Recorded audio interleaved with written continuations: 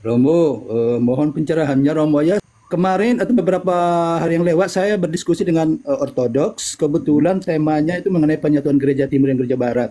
Mm-mm. Lalu pertanyaan saya adalah kepada mereka, apa sih sebenarnya kendalanya di pihak Ortodoks sehingga tidak mau bersatu dengan gereja barat? Lalu dijawab, sebenarnya kami tidak masalah dengan gereja Katolik. Tetapi yang kami tidak setuju adalah supremasinya Paus. Kami setuju dengan mereka menggunakan istilah primasi ya, primasi dari Petrus. Jadi saya bilang begini Romo, sebenarnya tidak tepat kalau dikatakan Paus di Katolik itu memiliki kekuasaan supremasi. Siapa Sebab yang yang bilang? Engkau yang bilang atau mereka? saya yang Alasan, bilang begitu. alasanmu. Alasan saya adalah karena bagaimanapun kekuasaan Paus tidak tunggal sebab Paus itu adalah dalam kesatuannya dengan para Paus seluruh dunia. Jadi Tidak, tidak paus hanya benar. satu. Paus hanya satu. Iya, tapi dalam mengambil misalnya nih membuat doktrin misalnya kan tidak pernah sendirian kan begitu ya. Itu yang saya pahami gitu ya Roma ya. Jadi kalau memang itu kendalanya menurut saya tidak tepat kalau Pak dikatakan Josim, engkau, saya ya. langsung jawab. Engkau tolong baca dokumen Konsili Florence. Oh iya. Gereja Katolik memanggil Ortodoks di dalam Konsili Florence untuk menyatukan kembali. Apa kata Iya. semua patriarkat sampai dengan Iya. Patriarkat Konstantinopel terima hanya pada saat itu. Semua biarawan Yunani turun ke jalan dan mereka teriak. Mereka lebih memilih sobrannya Turki, Sultan, daripada mitranya Paus. Iya. Bukan persoalan di kita. Persoalan di mereka. Iya, iya. Iya itu. Jadi itu saya bilang. Jadi Jadi jangan pernah maksud saya mengatakan gini, bahwa Paus tidak punya posisi.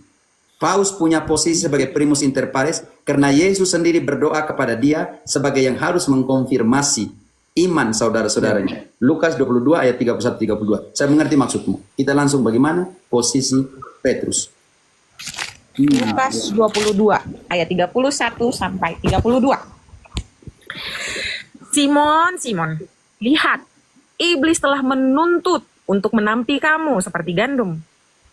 Tetapi aku telah berdoa untuk engkau, supaya imanmu jangan gugur. Dan engkau, jikalau engkau sudah insaf, kuatkanlah saudara-saudaramu. Garis bawahi kata kuatkanlah. Dari kata iya. konfirmaos. Yang artinya semua yang bengkok, Petrus harus meluruskannya. Inilah pemberian primus inter pares kepada Rasul Petrus. Pertanyaan saya, kalau Bapak tidak setuju dengan Petrus sebagai primus inter pares, alasannya di mana di dalam kitab suci? Bahwa Petrus bukan primus inter pares. Romo, saya bukan tidak setuju dengan primus inter pares. Saya yang tidak setuju ketika teman-teman ortodoks mengatakan bahwa Paus memiliki supremasi. Jadi saya bilang tidak tepat kalau Paus itu disebut memiliki supremasi. Tapi yang benar kan primus inter pares. Jadi bukan Satunya bisa supremasi. supremasi. Kenapa? Karena melalui mulutku, dia omong di dalam tunggal. Kisah 15 ayat 7. Baca kembali. Oh ya. Baca kembali. Dia bilang melalui mulut kami, atau dia bilang melalui mulutku. Dia harus menjaga yang diberikan Yesus dalam Lukas 22 ayat 31-32. Engkau harus mengkonfirmasi, meneguhkan iman saudara-saudaramu. Maka dia bilang melalui mulutku. Yang ini yang kita namakan kalau dia berbicara dalam ex katedra.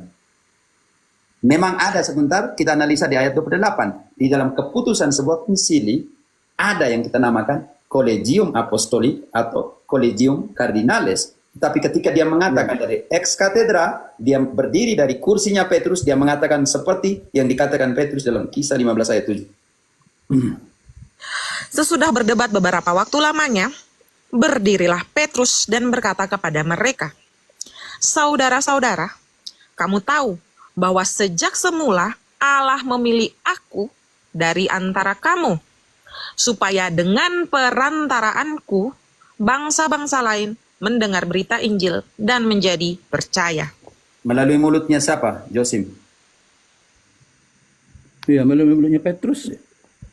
Oke, kalau dia mengajar dalam supremasinya sebagai primus inter pares. Tetapi dalam hal pengambilan keputusan yang ada namanya Collegium atau Collegium Apostolic, atau yang dinamakan Colegio Cardinales ayat 28-nya. Sebab adalah keputusan Roh Kudus dan kami, supaya kepada kamu jangan ditangguhkan lebih banyak beban daripada yang perlu ini. Oke. Di dalam keputusan umum, maka dia main di sini.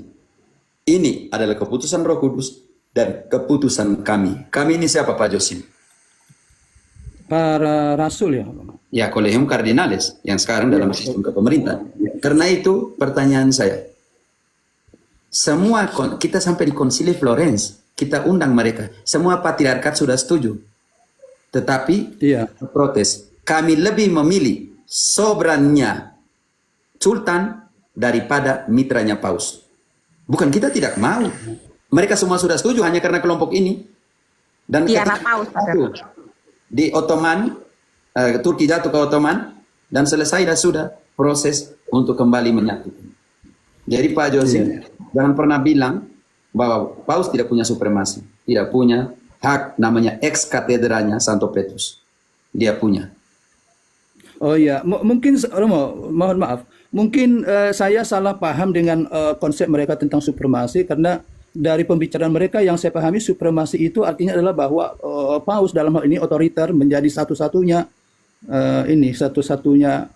apa ya Pak, semacam penguasa, sehingga mereka tidak suka karena menurut mereka harusnya kolegial katanya. Itu karena rasul tidak hanya satu katanya, ada 12. Jadi tidak hanya Paus di Roma atau uskup Roma yang menjadi pemimpin menurut mereka. Ya, jadi saya bilang makanya penolakan lebih kepada politik, Josim. Iya. Karena pengaruh politik, tidak ada pengaruh dalam keputusan gereja. Mereka tahu kok. Ketika Petrus bilang, saya pilih dari antara kalian, apakah di situ Andreas protes kepada Petrus sebagai saudaranya? Dia protes waktu itu? Iya. Tidak, yang tadi dalam Kisah 15 ayat 7, Andreas protes, siapa bilang lu yang dipilih? Iya. Paulus yang baru masuk protes pada saat itu, Matias yang baru dipilih protes, siapa bilang lu paling penting? Siapa bilang lu yang dipilih? Mereka protes pada saat itu? Iya, tidak Romo. Lalu kenapa protesnya ketika 1054 baru protes? Jadi lalu saya menjelaskan gini Romo, penjelasan saya kepada mereka, sebenarnya justru gereja timur harus belajar dari gereja barat. Dengan adanya Paus, maka semua keuskupan di seluruh dunia bisa bersatu, saya bilang. Nah, buktinya gereja-gereja timur atau ortodoks itu tidak lebih, saya mohon maaf kalau saya bilang itu, sebenarnya tidak lebih seperti gereja-gereja kesukuan, saya bilang. Mereka lebih fokus pada daerah masing-masing. Sementara Roma itu di seluruh dunia ada, artinya bahwa memang benar-benar Katolik. Kalau ortodoks sebenarnya tidak bisa dikatakan Katolik, saya bilang. Karena misalnya nih gereja ortodoks Rusia fokus pada Rusia saja. Ortodoks Yunani fokus pada Yunani saja. Apa bedanya dengan Protestan yang denominasi itu, saya bilang. Benar sekali. Pertanyaan saya bilang, ketika Ortodoks Moskow, ketika Rusia lawan Ukraina, bagaimana Ortodoks Moskow, Patriarkat Moskow bisa mendamaikan dengan Ukraina? Dia ada di dalam tangan politik. Tidak bisa. Dia menentang Putin, bilang tidak boleh serang Ukraina. Karena di situ ada saudara saya, di situ ada Patriark Ukraina. Dia berani nggak protes Putin? Dia berani nggak? Secara ini kan main politik. Dia berani protes Putin tidak? Patriarkat Moskow protes Putin kapan? Supaya jangan serang Ukraina. Iya. Hal kecil. Iya, betul. Selesaikan dulu antara Patriarkat Moskow dan Patriarkat Ukraina. Hal politik penyerang ini. Bukankah itu bukan saudaranya? Di sana bukan tidak ada Ortodoks Ukraina. Kenapa diserang oleh Rusia yang juga Ortodoks? Apa peran di situ Patriarkat Moskow supaya Rusia jangan serang Ukraina? Apa perannya? Karena itu kalau sudah dikuasai oleh politik seperti itu, maka genaplah apa yang mereka katakan. Kami lebih memilih sorban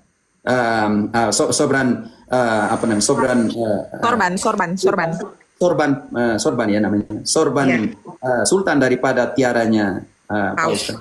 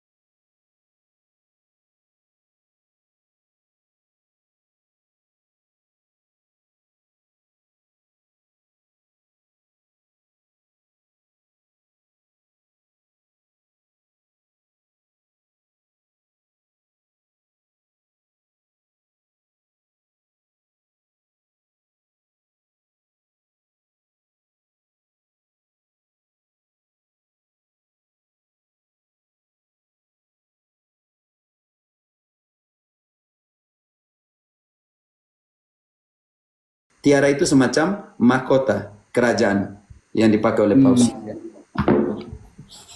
Ya, karena dia seorang raja. Paus itu seorang raja. Yang gembala ini seorang raja. Josim, kalau seorang raja, dia dikepalai oleh raja yang lain atau dia yang mau mengepalai raja-raja yang lain? Ya, dia mengepalai yang lebih kecil dari dia. Oke, makanya ini sebagai dia dipilih gembala di dalam konteks kitab suci adalah seorang raja, Josim. Makanya ketika Paulus kemana-mana dia terima sebagai pemimpin, dia terima sebagai seorang raja. Bukan saya yang katakan. Ayo, Yesekiel 34. Yesekiel 34. Yesekiel 34. Ayat berapa ya? Coba ayat 11-nya. Yesekiel 34. Tidak, ayat 11 tidak, ayat 15. Ayat 15. Aku sendiri akan mengembalakan domba-dombaku dan aku akan membiarkan mereka berbaring, demikianlah firman Tuhan Allah. Itu ayat 15-nya. Ya, itu 15 itu. Tuhan bilang dia adalah gembala, oke? Gembala, iya. Tapi ayat 23 dia bilang saya akan memilih satu gembala. Oke. Aku akan mengangkat atas mereka seorang gembala, Daud, hambaku, yang akan menggembalakan mereka. Dia akan menggembalakan mereka dan menjadi gembalanya. Pak Josim, Daud itu raja juga? Raja, iya. Dan Saya tugasnya begitu. sebagai gembala? Iya. Dan Allah mengangkat berapa tadi? Katakan, saya akan mengangkat berapa gembala? Satu. Apa kata Yesus kepada Petrus di dalam Yohanes 21 tadi? Ayat 15 sampai 17. Yang ayat 16 konsentrasi, gembalakanlah domba-domba. Domba-dombaku. Akhirnya Yesus sendiri dalam konteks perjanjian lama, kalau gembala itu seorang raja, maka Yesus mengangkat seorang